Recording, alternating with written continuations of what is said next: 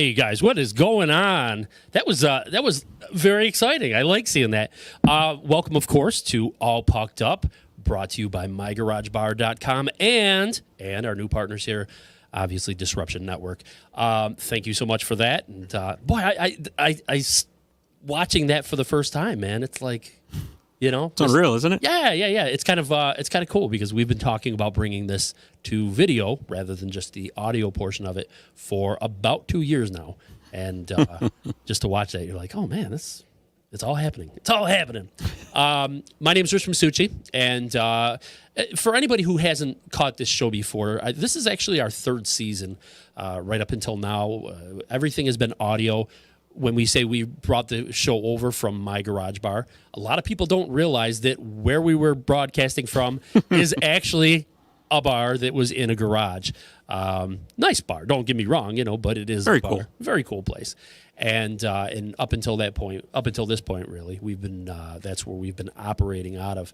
And then, of course, when we got to talking with the guys from Disruption Network, great little marriage that we got going on here. They're always looking for content. We were looking to get out of the garage, to an actual studio where we could sit down and possibly have some guests from time to time, and it's going to work out great. That being said, though, I do have to stress to everybody out there, people always say, like, oh, man, it'd be great. Like, you guys should do this. You should do that. You should do this. There's a ton of stuff that we really, really still want to do. But in the lucrative business of podcasting, that's not always like a feasible thing. And one of the things I kind of wanted to pitch out to everybody today is that, seriously, if you're watching this show and you do enjoy it, or any of the shows on here, consider either making like a donation to Disruption, or if you have a business and you want to like get your ads on here and sponsor it, that'd be an awesome thing, because realistically, that is the only way that we're able to do what we're doing. I'd even be willing to wear a shirt on the air. There you go, man. There you go. And people say, like, oh, how do you get paid? How do you get paid from podcasting? Well, here's the quick and simple. You don't. You really don't. It's a weird thing. It's almost like being a photographer and taking your prints, your pictures, and you go try to sell them to like at fairs or whatever else. And if people don't buy them, all your work has kind of gone out it's all for nothing. I mean, you get some nice pictures, but it's the same thing here. We do some podcasting. It's fun. We enjoy talking about it. Guys like you're very, very passionate about this. But make no mistake, nobody's making any money. The only way that we're able to do any of this is through sponsorship. And so if businesses out there want to sponsor us or sponsor any of the shows on Disruption Network, please get in touch with them, and they will certainly go ahead and lock you in and get that happening. And here's the other thing too. A lot of people say, well, I don't really have a business. I don't really have anything to hey, I'm going to tell you what. Think outside the box. If I was a band, we work with a ton of bands. If I was a band, I would probably come down and talk to these guys and say, hey, look, man, I want to do a promo. I got some new music, new CD, whatever. I'm trying to get it out there. If you come down and hang some money out in front of these guys and say, I don't know what I'm doing, but I got some cash, I guarantee nobody is going to send you away. Period, point blank, get it done. So anyways, I got to kind of introduce you here to my better half, we'll call you today, because Mr. Scott Kimville joining us for the third season. I'm very excited about this, man. Me too. Yeah. This is really cool. It's different though, because when we were doing the podcast, some of us, if we stumbled or lost our train of thought or whatever, like, all right, just hit pause and we'll go back. Right. There's no turning back now, my friend. Everybody gets to see our screw ups live. It's great because when we first started doing these podcasts, I used to go through and I would be able to pick things out, like somebody's breathing too heavy or whatever, and I would be able to kind of turn that down. And you're right, everything's live. You're like, oh boy, so don't screw up. No pressure. Just a little bit about you. You came over at the very end of season 1. Correct. And you filled in for Yoshi, who was up until that point, it was Chris Mazzotti and Yoshi. And you jumped in and took over, and you kind of wrote it out through all of season 2, and that's great, man. Because you're a very knowledgeable guy, first of all. Well, thank you. I mean, you guys put the ad on, well, not the ad, but you put the post on Facebook looking for a Western Conference guy, and being a Kings fan, Right? That's what I know. So I joined in and been here ever since, and I love every minute of it. So. Very cool. And that is always the challenge, finding somebody in this area that is not a New York Rangers fan. Not to say anything. We love Rangers fans. It's all good. But you think about the hosts that we've had on the show in the past, which has been Chris Mazzotti, Rangers fan, Yoshi, Rangers fan, Travis, Rangers fan. We almost brought Chandra in. We're still kind of going back and forth with that. We may still Rangers fan. Everybody's a Rangers fan. That's what it is. And then you are the Kings fan. It's great. And you know what's shocking is you don't see a lot of Sabres fans. No, you really don't. It's weird. You don't. That's very. And they're there. Believe me, I know a lot of them, but they just don't seem to be as many of them. Yeah, and it's funny because I think technically and I think I know 2 Islanders fans. So I know one. Shout out to Dan Mahoney. He's out there. But yeah, in the Bills, the Sabres are right down the road. Yeah. So versus New York City, which is still about And when you consider the MSG market for like Spectrum or anything like that, yeah, we're actually considered to be the Sabres' home market. Right. Yeah. Right. As opposed to the Rangers. Very weird. Which is strange. So the other thing I want to mention, obviously, just you today. We're still trying to figure some stuff out. Everybody's probably looking, going, wait a minute, where's Chris Mazzotti? Chris Mazzotti has been a staple on this show since day one. I can't even lie about it. Chris and myself were the ones to kind of bring this show out, and I think he might have even come up with the name all pucked up. We're trying to figure out some scheduling here, and it's like anything when you do one of these podcasts. All of a sudden, things become, they go from being like, hey, I'd love to come out and talk with you about some stuff, to like all of a sudden you're making a commitment to come out every day at a certain time and be here for an hour, sometimes an hour and a half. You're watching the games, you're doing all this stuff. I mean, Chris is great, man. Chris is a very, very passionate guy. He knows the game. He loves the game. I truly, truly, truly believe that he should be talking about it. It's just a matter of trying to figure out how we're going to work his schedule with this show, because that has become an issue all of a sudden. So we do plan on getting him back if we can. In the meantime, I have to announce that I think Yoshi, who, like I said, has been gone since the return of Yoshi. Yeah, I was talking with Yoshi last night, and he said that he is actually in a position where he can come down and start doing the show again with us. So I believe if everything is going to go the way I plan, that should happen next week. Very, very cool. So yeah, our duo will suddenly be a trio again, and then I think we're still, a lot of people would say, well, what about Travis? I mean, yeah, and I think time to time when you have different guests on, I think that'd be really cool too. So yeah. Like Travis and Jeremy, who's also sat in with us from time to time, and who happens to be a New Jersey Devil fan. That is true. So that is true. There are Devils fans out. He is the one.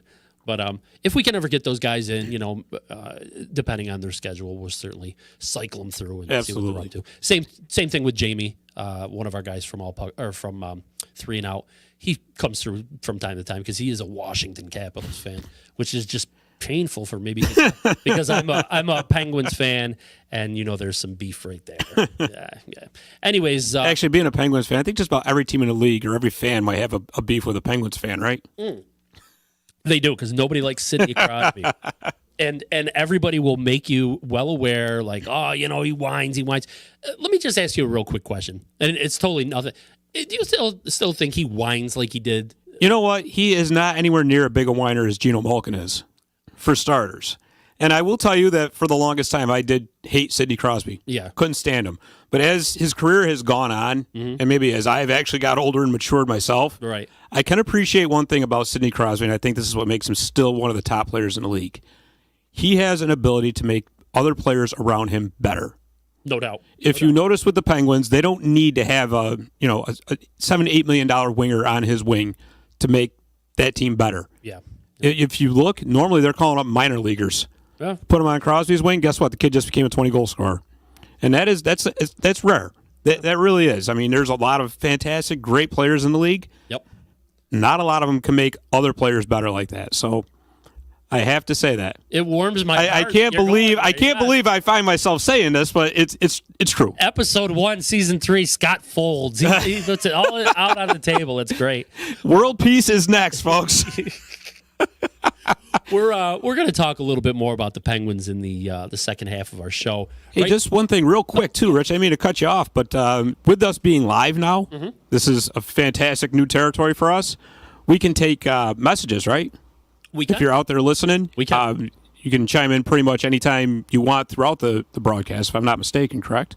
Yeah, actually, and Chandra is actually chiming in right now. She says that Scott would need to wear a Vegas shirt. Chandra? Yeah. Let me tell you something. I would rather super glue anything to my body other than a Vegas shirt, okay? Never, ever will you ever see that. I don't care what kind of bet anybody comes up with. You'll never see that, ever. Obviously, we all Especially have coming off the sting of last night's game against the Kings. So, oh man, that was I didn't brutal. think about that. yeah. Oh, yeah. Oh, yeah. So people out there know Scott loves hockey. Scott does not love Vegas, not one bit. I've hated him since day one. We spent most of season 2 talking about your disdain, we'll call it, for Vegas. Like I said, we'll talk about the Penguins in the second half. Right now, I want to talk a little bit about Edmonton Oilers. Off to a pretty hot start here, going 5-0 already. I think they might be one of 2 unbeaten teams in the league. Correct. And sitting on top of the Pacific Division right now, obviously their star Connor McDavid, probably arguably the best player in the league, and he's Pure skill, yes. yeah, absolutely, and he's off to an amazing start right now too.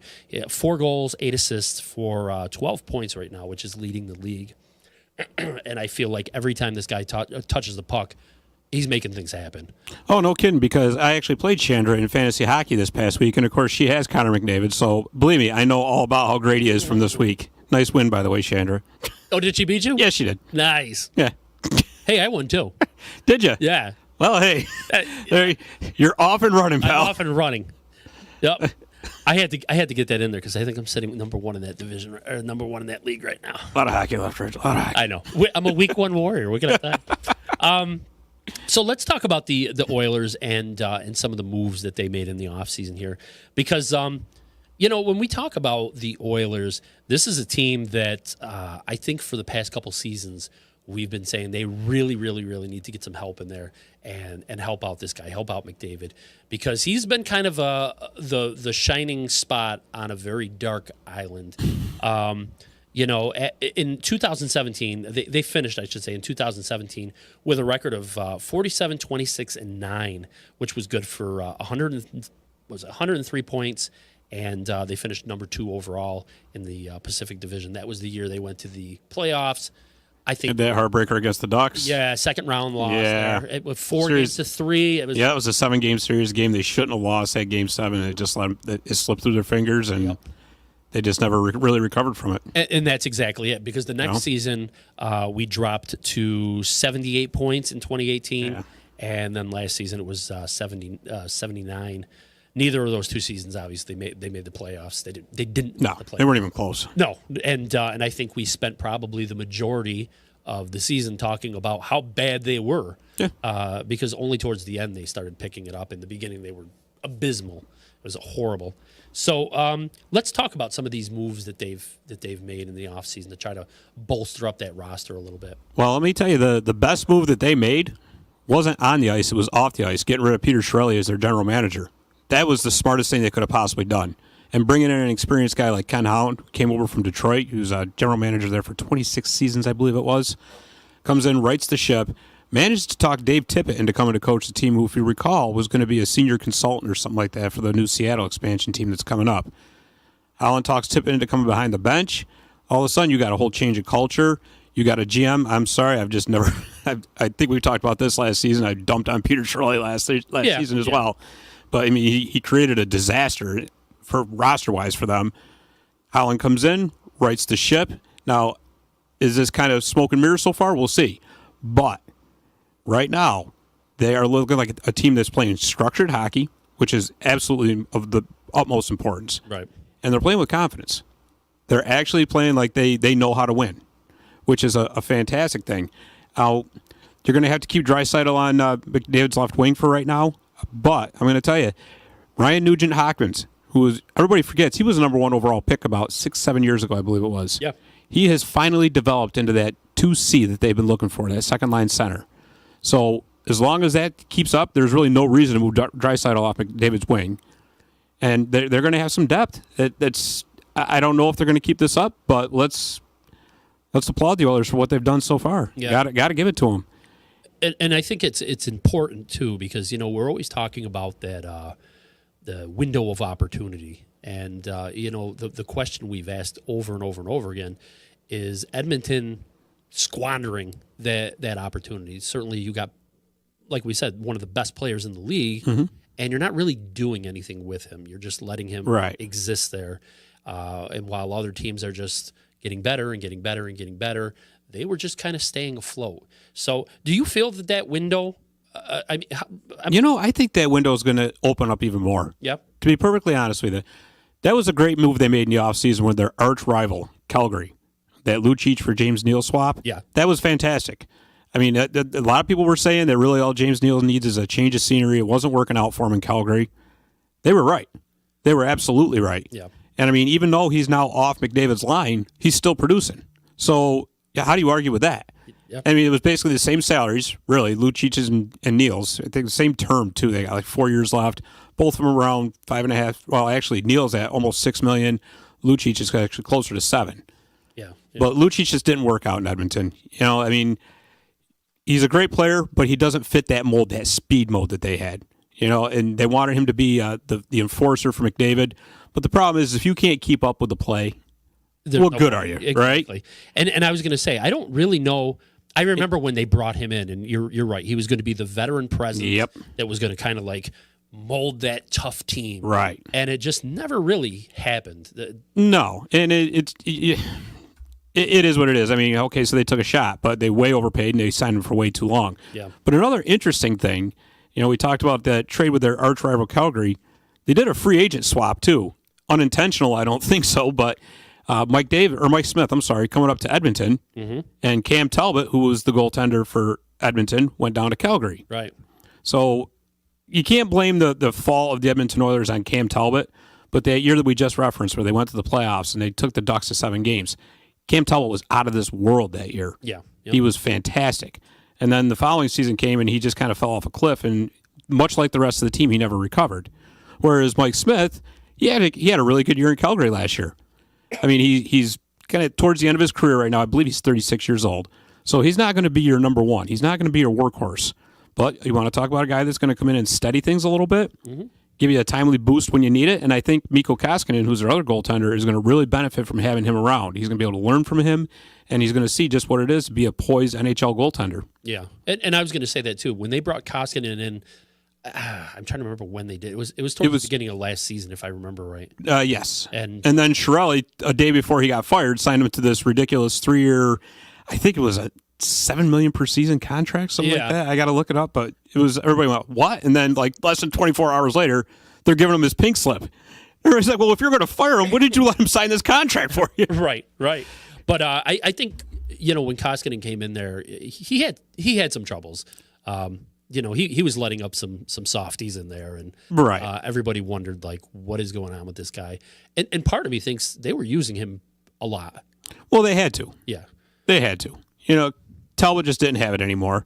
Right. And the thing with Koskinen, he's a big guy. He's like 6'7". He's like in the Ben Bishop mold. He's got a lot of raw talent. He just needs to be refined. So, I think having a veteran presence like Mike Smith is going to help him tremendously. Yeah. Absolutely tremendously. And good things are coming for the Oilers. They got young talent coming through, too, especially on defense. They're very high on Ethan Bear, who they brought up from Bakersfield, which is their AHL affiliate. But they've also got Evan Bouchard waiting in the wings, too, who was their first-round pick 2 seasons ago. So talent is coming. Even though Jesse Pugliari still doesn't want to play for him, is playing over in Finland now. So if I were the Oilers, I would cut bait with him, to be honest with you.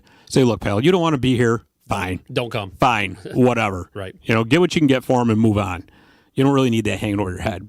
And I'm not their GM. So, but again, like I said, Things are looking good for Edmonton. Yeah, yeah. And, I mean, obviously, like we said, they're 5-0 right now. Do you notice them playing with a different type of... I do. They're playing with aggressiveness. Yeah. And they got a very wicked forecheck so far. And, if you're a speed team that can use that forecheck, that's key. That's key right there. And I hate to reference them, but Vegas, when they had that fantastic first season, you know what they were? They were a fast team that had a very aggressive forecheck, and look where it took them. Absolutely. And sorry, everybody, but Vegas doesn't have a Connor McDavid on their team. Yeah. They got very talented players, but they don't have Connor McDavid.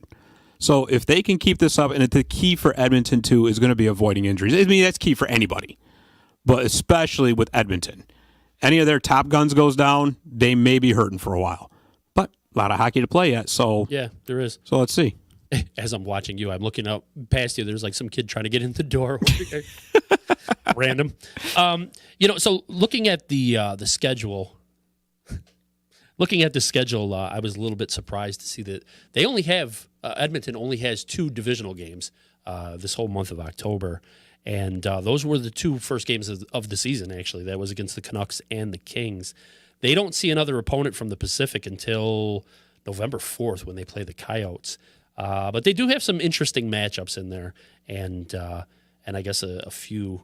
Just taking a look at some of these. I mean, any of those jump out at you as games that you might want to watch, or at least what we could expect from the Oilers? And well, let me say this: that not playing any division games until November is either going to really help them or really going to hurt them, because you don't want to get yourself into a situation. Now, I know they can't control the schedule. Right? You get handed the schedule, and it is what it is. It's tough when you get handed a bunch of division games right in a row. Let's say you hit a cold streak, and you're in the middle of a division run. Because once you start getting down to tiebreakers and all that, it's your record against division. It's one of the tiebreakers, right? Sure. So, or if you're hot, that's going to really help you, right? Because you're run rush out right through your division. So that could, we'll see see how that plays out. It's tough too, because I think obviously that's where you want to be successful, and right. If all of a sudden, and you're going to find out if they're for real. Yeah. Because your division games are traditionally your toughest games. Yep, and you could be playing the number 1 team from the other conference, but when you're playing a division team, regardless of where that team is in your division, it's still a division game, and everybody's always up a little bit extra for that game. Right. Regardless, You have to be able to win in your division. Exactly. And I don't care about your record. If you can't do that, then the record, how they said, belies what you're trying to do. Right. But what's your fearless forecast, if you will, for this team? I mean, just looking at the other teams in this division, and I hate to put this on you because obviously I know where my team's going to end up, so don't worry about it. Your Kings are in the mix there. But what do you see going down for this team, or where will they end up in this season? You know what? It's way early to hang your hat on anything. Sure. But I'll go out on a limb, and I'm going to say this team gets into the second wild card spot. Really? Okay. I think so. I think that Pacific Division, I think you can, even though San Jose's off to a horrible start, I think you can pencil in San Jose and Vegas. Yeah. I think you can for those two. Now you got, and like I said, everybody said, oh no, you're crazy. The 2 wild cards are going to come out of the Central. The Central is a little less strong. I don't want to say weaker, but it isn't as strong as it was last season. Winnipeg's on their way down a little bit. Minnesota's really not that good this year. Chicago's still a year or 2 away. So now all of a sudden you got some openings, right? That Pacific Division, you got Edmonton, Calgary, who I think overachieved a little bit last year, but they're still going to be in the mix. Yeah. They'll be all right, so long as Rittich holds up, because I don't think they want to go depend on Cam Talbot. Yeah. Okay. My dark horse out of that Pacific Division, I know who you're going to say. the Vancouver Canucks. That's not who I thought you were going to say. That's right. That's right. The Vancouver Canucks. Okay. I like the roster they put together. Okay. And I like Travis Green, obviously, from his days here in Utica. He's a fantastic coach. And I think that with a little bit of luck, get a couple of pucks to go their way, I think they're going to be all right. And they may actually even sneak into that third playoff or the third spot in the division. That'd be awesome. It would be. It'd be really cool. Yep. But I don't think, Anaheim's off to this amazing start, but I don't think you're going to see that last too much longer. No. And I think it's going to be the Kings and the Coyotes battling out towards the bottom. But, like I say, watch out for the Oilers. Watch out for the Canucks. Those are my 2 surprise playoff entrants out of the Western Conference. I'm going to say the Coyotes, man. I have a little bit of faith in them, and I don't know why. Is it because they have Kessel now? No. Oh, no. Okay. Just checking. Maybe. Just checking. No.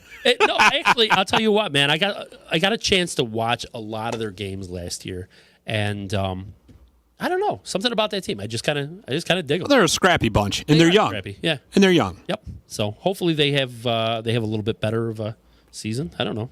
Why not? You know, that's one team I actually do almost feel sorry for because it seems like they've always got that where are we going to play hanging over their heads? Or are they going to build us a new arena? Or are we just going to be out here playing in front of 5,000 people? Yeah. Yeah. You know, well, after, like, was it... Every other year they talk about the league taking them back over because the owner doesn't want them anymore. You know? Yeah. Well, wasn't it the Blackhawks that basically, like, gave them every... Well, they've dumped off every old contract they've had on them. You know, Marian Hossa. Let's see, Detroit dumped off Pavel Datsyuk. Philadelphia dumped off Chris Pronger, even though he was already working for the NHL and is a vice president in some department or something like that. But they still had their contract on the books. So here, just take them, right. So we can get you can get to the floor because they don't want to pay anybody. You know, and the Coyotes are always like, yeah, we'll take. They're like baseball card collectors. They are. Look at this contract. Oh, wow, that's Pavel Datsyuk. Give me that. You know, that looks great. We can't. It's like, but he's not playing anymore. I don't care. You know, he's not playing anymore. That doesn't even so matter. what? That's gonna look awesome on my wall. Yeah. Crazy. Hey, listen. So we're gonna take our first break. Do you believe it's already been a half hour? No, I don't. Crazy. And it's funny because we were trying to figure out. We used to spend a whole lot more time talking in the garage. And of course, once I used to kind of edit everything down, and right, we'd make like an hour, 15-minute show.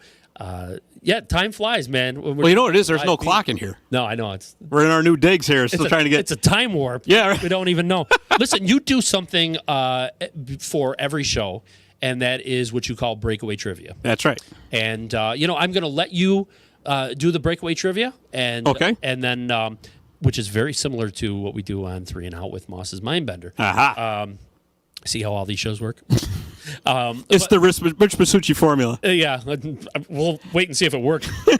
So go ahead and hit us with that, and then I'll let you go ahead and take us right out to break, man. All right, folks. Here's breakaway trivia. Now, in case you haven't heard this before, the idea behind breakaway trivia is I'm the goalie. You're the forward on a breakaway. On me. To score, you got to answer my question correctly. So here it is for this week. Now, in honor of the NHL opening up their season a couple weeks ago, I'm going to hit you with a season opener question, okay? The question is, who holds the NHL record for a single player now having the most points in a season opening game? Who holds the NHL record for a single player for most points in an NHL season opening game? The answer when we come back. And guys, what's going on? We're back, and we haven't got any like fancy intros in and out, all that good stuff yet. But we're gonna get there, man. We're totally gonna get there. And the same thing, I think, like eventually, the same thing we do for Erica on her Boss's Mindbender, where they got the graphics behind it, and the music, and all that other crazy stuff. We'll get that for you. It's been a little bit of a weird transition to be sure. So, but go ahead and hit us. You have the trivia. Go ahead and tell us what you got here, man. Okay, so you guys want the question one more time? All right, I'm a sport. I'll give you the question one more time. Who holds the single game NHL record for most points in a season opening game? Any ideas, Rich? You know what? It's like a safe play to always defer back to like Gretzky or something like that. Is anybody? You know what? Let's see. Nobody's even trying it. Nobody? No, we got people watching, but nobody. Okay. They're saying go Preds. Tom Boers is checking in, saying Masuch, go Preds. All right. Go ahead. Here's the answer. Okay. And you're going to like this. Okay. It was in 1990, the season opener for the Pittsburgh Penguins. Oh, boy. Yeah. Kevin Stevens, 6 points in one single season opening game. Really? He scored 2 goals and 4 assists against the Washington Capitals. Very nice, man. And they won. That's my boy, Kevin Stevens. So there you go. Apparently, I don't know anything about him, but that was just for you, Rich. That's awesome, man. I used to love him, man. He was a gritty. Yeah, he was gritty thing. You did not want to go in the corner with him. No. And bad idea. I used to love that line when they had it was Yager, Lemieux, and Stevens, and what a team they had back. I think they had a combined like 400 points one season, didn't they? They were just fabulous, and then of course you put Larry Murphy in the mix there, and yeah, man, they were They were dynamic. But I'll tell you, that dynasty didn't start until they got Zarley Zalapski. Zarley Zalapski? The Z-Man. Wow, there you go. Breaking him right out. Zarley Zalapski.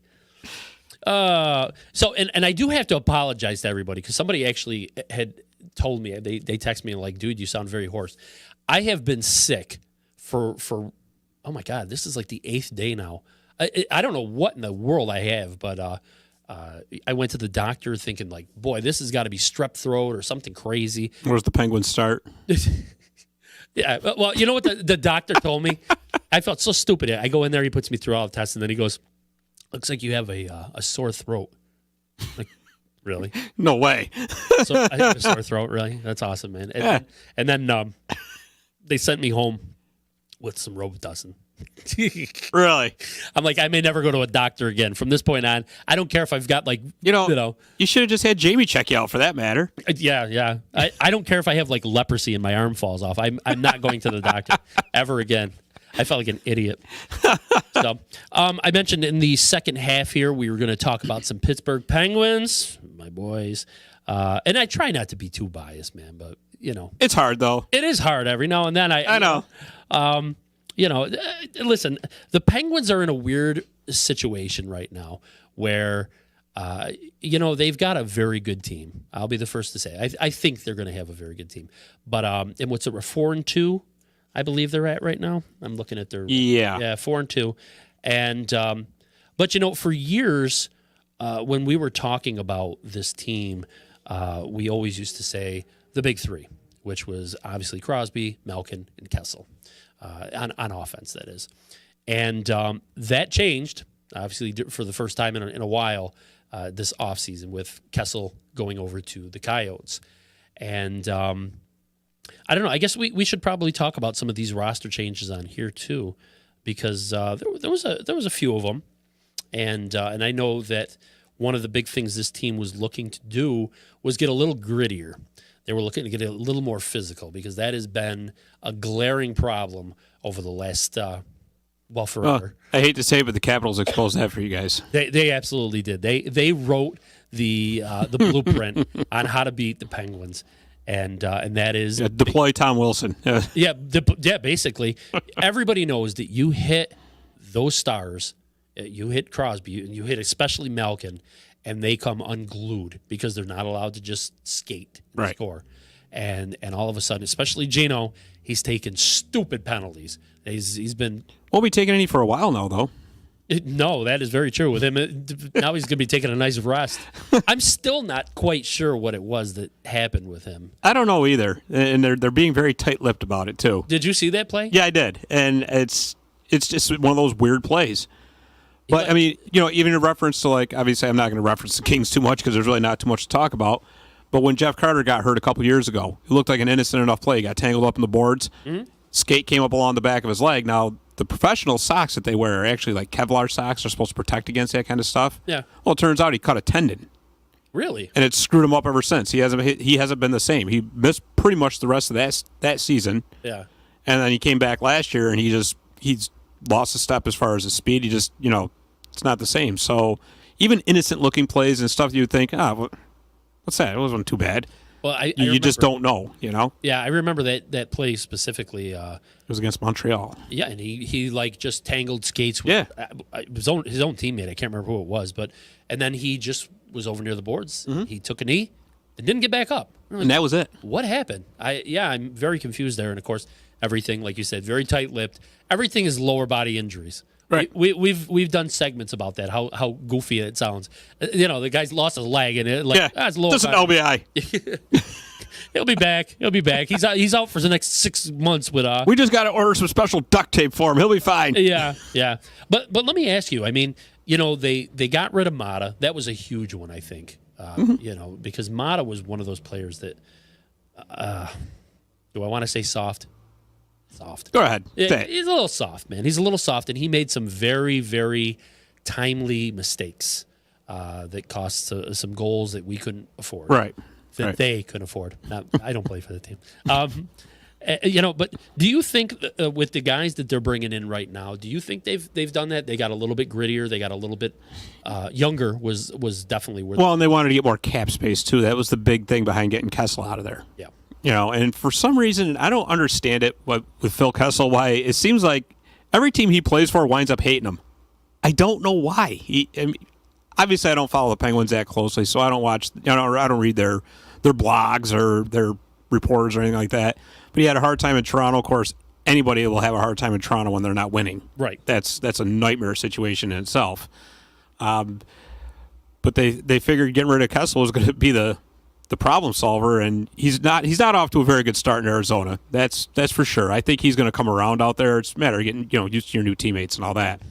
But they brought Alex Galchenyuk in, who, if you ask me, I mean, he's only 23, 24 years old. Mm-hmm. But he's already almost pretty much on his last chance.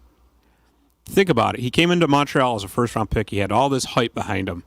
Didn't work out. Right. So they ship him off to Arizona and get Max Domi in return, who it turns out Montreal and Max Domi like each other a lot. Yeah, because he's been setting the world on fire since he's been there. Once again, Galchenyuk didn't work out in Arizona. Now, there's a common thread between Arizona and Montreal with him. He was injured a lot. Playing hurt a lot. So, I mean, that's got something to do with it, I'm sure. Yep. So they sent him over to Pittsburgh in the Kessel trade, and the Penguins got another prospect out of that, too. And for some reason, it's slipping my mind right now. He was a former first-round pick. Anyways, so I think Galchenyuk's actually been hurt again, hasn't he? Yes, he's on IR. Yep. So another lower body injury. Yes, the dreaded lower body injury. Yeah, and I'm. Let me think here. Who's I wrote these down earlier. Who was on IR right now? Yeah, Malkin, Galchenyuk, Bukestad, and Brian Rust all on IR right now. Rust being on IR hurts. It absolutely does. I think that hurts more than having honestly Galchenyuk or Bukestad on IR. I really do. Rust is one of those guys that over the years he has the ability to just explode at times. Well, not only that, you can plug and play him anywhere in that lineup. Yeah, okay. You can put him on your top line, or you can put him on a fourth line grind line. Yeah, it doesn't matter where you put him. He can play the role wherever you put him. So that's going to hurt him. Do I think that they'll be all right? I think they got maybe another season of being, and I don't want to call them a cup favorite because they're not. I'm sorry. No, they're not. Absolutely not. A playoff contender? Sure, I'll go down that road. But the one thing the Penguins have always been able to do is make that trade at the trade deadline. They've always managed to bring somebody in that's going to help them. They're going to have to do it again this year if they plan on getting into the second round, to be honest with you. The way this team's constructed right now, I see him as once again being a one and done in the playoffs. But, like I said, Jim Rutherford's a great GM. He will find a way to get somebody in there. So I think they got to do something about the goaltending situation. Now, I know they sent Casey DeSmith on the waivers. Yep. Tristan Jarry's their backup.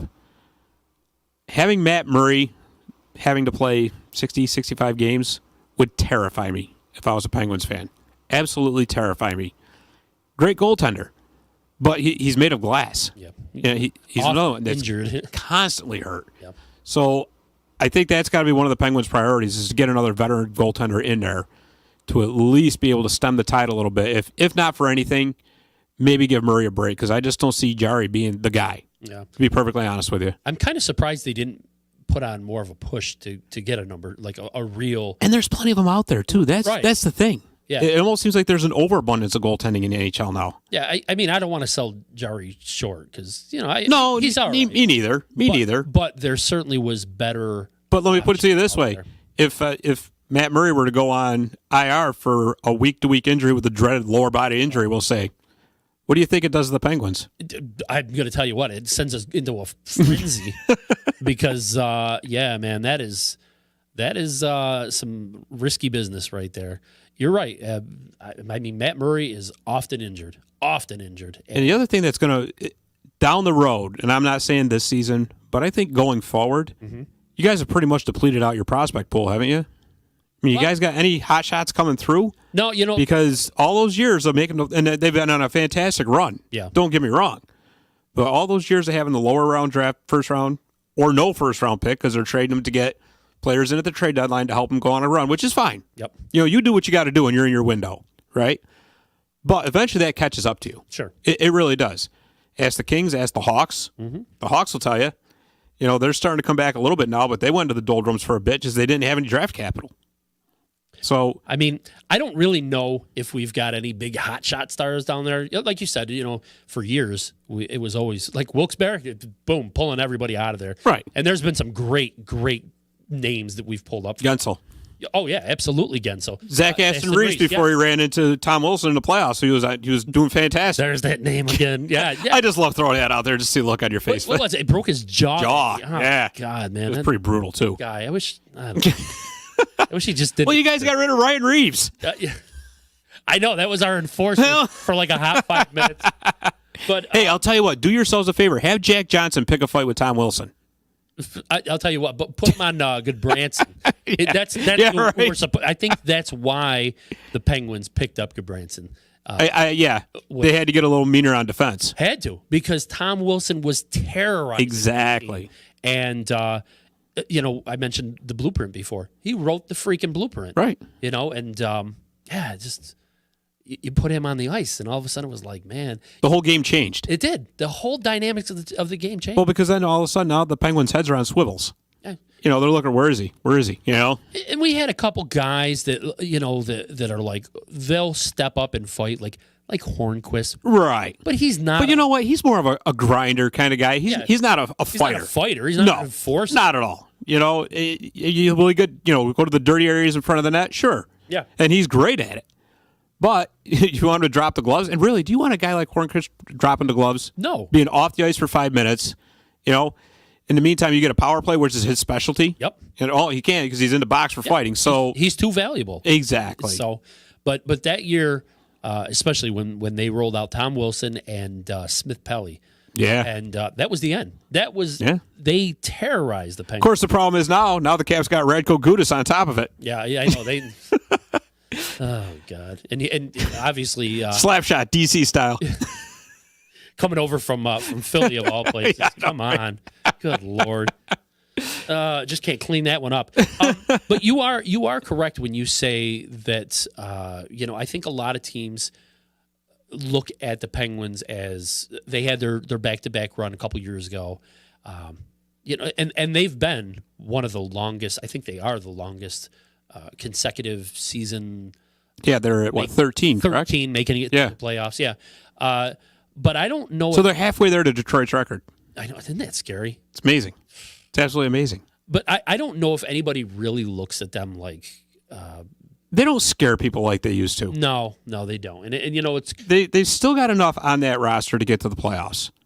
But like I said, they're not the odds-on favorite anymore. They're not terrifying anybody like they used to. But. And the key for the Penguins especially, because it always seems to happen to them and to the Bruins, they have to get healthy at the right time. Yeah. It seems to me like, and maybe it's just the way I perceive things, but it seems like the Penguins and the Bruins always get decimated with injuries. They do. And look what happened when Boston got healthy at the right time last year. Oh, yeah, absolutely. They got healthy by the playoffs. Look what happened. But, I've watched this team a lot of times bring back guys that were on IR or whatever else. And when they come back, it just disrupts the whole chemistry. I think it's got the next man up attitude. Yeah. I mean, I'm trying to think what was it? Justin Schultz. Right. Spent a lot of time. He broke his leg last season. And when he came back, I mean, I guess you can't really expect crazy. Hey, there you go. There's another thank you, Peter Chiarelli. Came from Edmonton. Yeah, okay. See? All right, see? But, I don't really know if... I think you guys sent a Mario Lemieux autograph for him at that deal or something. Was it that much? Yeah. He held out for it. Oh, my Lord. Who do you like in the East right now? Who do I like in the East? Yeah. Oof. I should say, who do you like in the Metropolitan? The Metropolitan. Yeah. I still say the Caps are the class of that division. Okay. All right.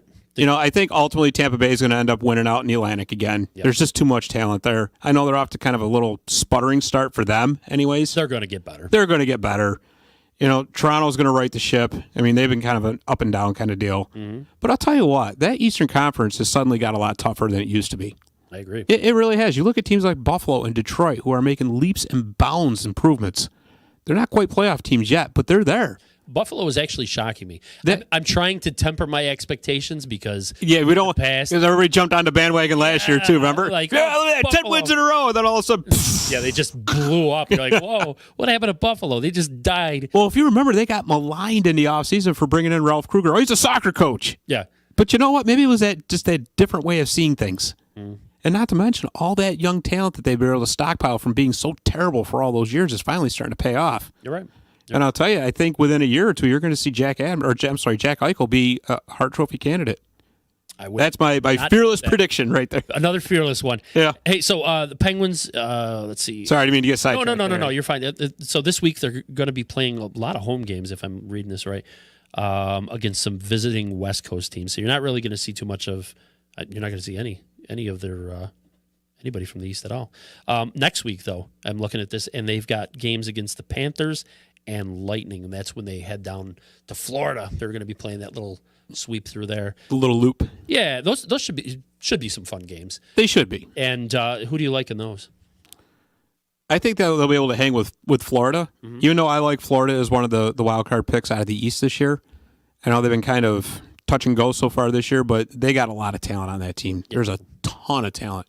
And, they actually kind of remind me of Vegas. Everybody says Vegas is going to win the West, but they're very similar if you look at it. They got an explosive top six. They got a great goaltending. And the defense is, But, like I say, they bring Joel Quenneville into that mix to give them some structure and some direction. I think they're going to be, like I said, I think they're a wild card contender. Interesting. So that's going to be the one that's going to be a real great game, I think. Yeah. Yep. I would agree with that. Moving forward, going into Tampa Bay, boy, that's going to be rough. That's going to be rough because that's going to be hard to hang with Tampa Bay without having that Crosby-Malkin punch. Yeah. That's going to be tough. The only thing I'll say is that the Penguins have actually shocked me with just how much offensive firepower they're bringing without him. I mean, back-to-back seven goal games, and they had an earlier one. Well, it's Jake Gunsel. He's finally catching fire. Found his form? Yeah, Is that what got 2 more goals for me last night. Really? You got him on your team? Yeah, that's right. Remember you were all mad at me when I drafted him? That's right. I took Malkin, and I was like, "Oh, I should have taken Gensel instead." And you took Gensel. I was like, "Damn that guy! Damn that guy!" So, just so everybody knows out there, Rich and I are in the same fantasy hockey league. Yeah. So that's going to be one of our things moving forward through the show throughout the year too, is we want to kind of start talking about fantasy hockey a little bit because fantasy hockey doesn't get a lot of play on the air. If you really think about it, a lot of fantasy football, which is cool because we both are in the same fantasy football league too. Yep. But moving forward, we're going to definitely talk about some more fantasy hockey. So yeah, I think that might become one of the regular the adventures of our fantasy hockey league over here. And Chandra was chiming in here. She said Jack Eichel is the best pickup Buffalo has made in the last couple of years, in her opinion. He was the consolation prize too. Because remember, that was the year everybody wanted the tank? Yeah. Because it was McDavid's draft year. Yeah, you're right. You're absolutely And they did end up with a worse record, but Edmonton won the number 1 lottery. So, and that was back then, they had the lottery set up, so it was only for the number 1 pick. I got some other comments. Hey, Gene. I see Gene Cope checking in there. What's up, man? How you doing? And Steve Smith said Malkin is past his prime. Ooh. Well, hey. I can't argue with that. I mean, there's times when I've looked at Malkin, and I don't think it's just me. Obviously, I mean, you can look at some of his time on the ice, and you think, what is he doing out there, man? He looks completely lazy. And you won't find a bigger Geno fan than me, man. I love the guy. But you know what? I'll even go out. He gets lazy. I'll go out on a limb and say they should have traded him instead of Kelso. Really? I think so. Well, you can still get value for him.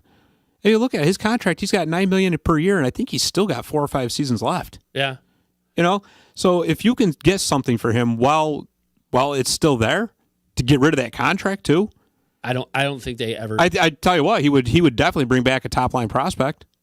Yeah, Steve says he plays great, but when he's mad, you have to say that. Yeah, I agree, man. There's been a big question mark with Malkin for several years, and I know that following, anytime that they've exited the playoffs, that was one of the first things that always came up is like, well, what do they do with Malkin? What do they Right. do with Malkin? I think it saved him a little bit because they won those back-to-back. Right. And now he's like beloved. He'll probably never go anywhere. It doesn't hurt that his parents just sitting up in the stands. Everybody loves his Yep. parents. Well, that contract is what keeps him there too. Yeah, that is true. But I don't think you ever see him moved. I think he Probably retires a not. Penguin.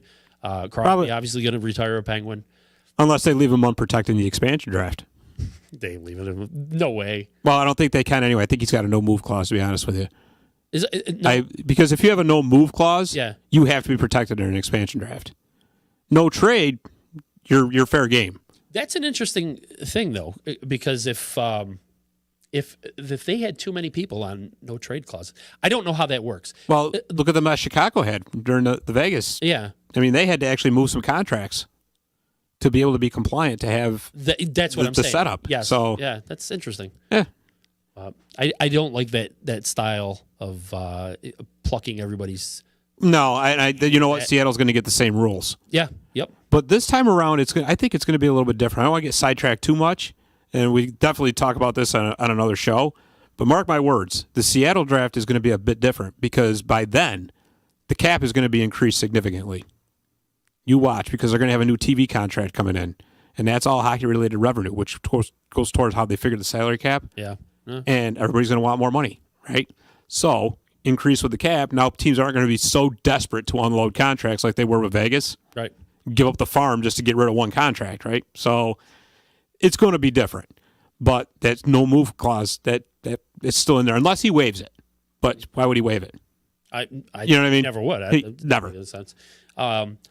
Excuse me. God, I wish this cough would go away.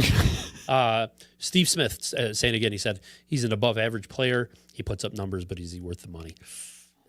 Boy, that's a Like I said, if they could, tough pill to swallow. But if they could have managed to trade him, but you know what? Honestly, with the Penguins, you know what the best thing that could ever happen to the Penguins right now? Miss the playoffs, you think so? especially this year, and I'll tell you why. 2020, this draft is very, very draft, deep. yeah. It's huge. You got a lot of potential in this draft. You miss the playoffs, you get yourself in the lottery. And the way they set this stupid lottery up, I can't stand the way it's set up because it skews everything. Yeah. You know, it used to be it was just for the number one pick, which was the fairest way to do it, but now they got top 5. You know, you can still manage to sneak in there even though you're 1 point out of the playoffs. Yeah. So think of it this way, like they lucked out with Sidney Crosby. Right? Yeah. Let's say they miss by 6 points. But the lottery balls fall correctly and they end up with like the number 5 pick. Yeah, I guess I never know. You know? That's true. Because think of it this way. And would you rather be a playoff team that gets knocked out early in the first round and be down in the lower half of a draft that's, you know, got a lot of good young players in it? Or have a chance. Or would you rather have a chance? I can't argue. I know that sounds crazy, you know, tanking to miss the playoffs. How much did you have to drink? It's only noon, but none, actually. There is something to it. I mean, everybody, I like to think, and once you get into the playoffs, it's a whole new season. Sure. We've all said anybody can beat anybody. Look at Columbus last year. Yeah. But I don't know. I guess it's going to really depend on health. If one of their stars gets hurt this year, I would say same thing. Tank it. Yeah. Tank it. Well, with the trade deadline this year, a lot of it's going to depend on who's available at the trade deadline too. Yeah. Because if you have a lot of teams that are still in contention, remember like last year, there wasn't really a lot of movement at the trade deadline. There wasn't. No, there wasn't. Because there was still teams that felt they had a shot. Now, if you got teams that are way out of it by the trade deadline this year, looking to unload, hey. I remember that day we were watching the what do they call it, like the trade tracker or whatever it was, and it was just dead. Yeah, like that was like Al Capone. Is it stuck? What's wrong with it? That was Al Capone's vault right there. Nothing going on at all. They should have had Geraldo hosting that show too. Just so he could feel that humiliation again. Hey, listen, you're not going to believe this. Our time is already up. We're already past it. We were supposed to be done at 1, and I'm looking. It's already 1:02. You believe that? Oh my God! Time flies when you're live. That's right. But I did want to give you the opportunity to talk a little bit about you're wearing the shirt, man. The Mohawk Valley Hockey Club, and you're a very big part of this. I'm just going to turn it right over to you. Just real quick because I know we're over our time slot here, but. It's a ball hockey club we have down in the valley. For those of you who live in the area, you know what I mean, down by Frankfort, Ilion, Mohawk, Herkimer, Little Falls area.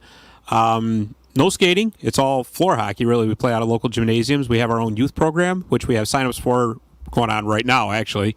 Our next sign-up session is this Saturday at the Ilion Elks Club from 9 to 11 a.m. in the morning. If you're interested, kids 4 to 13 are all welcome. It's only $35 to play. We provide a helmet, gloves, and a shirt. The only thing parents have got to provide is a stick, sneakers, and shin guards, and soccer-style shin guards are fine. We practice and play once a week. That's Saturdays. We'll be starting first weekend of December. And if you want any more details, go to our Facebook page at Mohawk Valley Hockey Club-Youth. And we also have adult hockey, and our Facebook page there is MVHC Adult Hockey. So check us out on Facebook, take a look, and if you want to join us, by all means, join us. All the details are there. That's great, man. I remember you guys bringing in Saucerman. Yeah, we had him come down. He came down and visited the kids at Herkimer High School. It was really, really cool. Yeah, and he was fantastic, man. I'm still mad that the Comets let him go, but I was actually laughing because I was on my DVR and I was looking around, and all of a sudden I seen this thing that said like NBC News or WKTV News. And I'm like, why do I have that recorded? And I started fast forward, and all of a sudden I seen you, and I'm like, oh, that's right. I recorded this for Scott, and I never gave it to him. So, there you were. Remember the time you came down for an adult hockey game? I do remember that. I remember sitting through most of that game. That was. You should come down again. Why do you need spectators? Is that what you need? No. I have never felt so out of shape in my life as the 2 minutes I played on that. You played more than that. About 3. 4. Wasn't much more than that, man. I remember I walked out there and I went to get the puck, and by the time I ran over there, I was so gassed. I literally tripped over my own feet and fell on the floor. Do you remember that? You remember seeing me lay on the floor? I thought you slipped on a wet spot on the floor or something. It was a nice. I was giving you the benefit of the doubt. It was funny, like trying to say, oh, there must be something slipping. Yeah. I was gassed. Who spilled water? You guys are in great shape, and Chandra's out there running around like crazy. Yeah. You guys, man, I don't got it. I just don't got it. Hey, listen. So, anyways, Chandra said adults come on down on Wednesdays, and Steve Smith said that was great, man. So we appreciate you guys checking in. We were kind of wondering how this day was going to go over, being our first show and everything. And the interaction is nice. I got to tell you. It is. It's awesome. It's very nice. For 2 years, we sat in the garage, all pre-recorded shows. Yep. So when we put them out, we would look at the numbers and we'd like, yeah, we've got 1,800 views. No comments, no responses, no replies. I don't know who the hell's looking at it, and it gets frustrating at a time. So, but yeah. So we'll try to get. Yeah, with this noon spot, you can watch on your lunch. Yeah. Hopefully. Yep. In fact, I seen Gene Cope say, "I got to go back to work." It was nice to watch. So yeah, that's very cool. Maybe we hit on something here. And you can watch it later on too, right? Very true. Very true. If you have any questions, comments, whatever, send them in. I'm sure I will probably, thanks, Steve. I appreciate that comment. We'll probably run up again, and I watch these things over, so I'll see your comments. But anyways, thanks, everybody, for tuning in. We'll be back next week, and we'll have Yoshi with us. Yoshi's back. Good stuff, Yes, man. he's back. Good stuff. And but for now, I'm Rich Masucci. For Scott Kimville, thanks so much for watching, and we'll check you guys out later. Have a great day, everybody. See ya.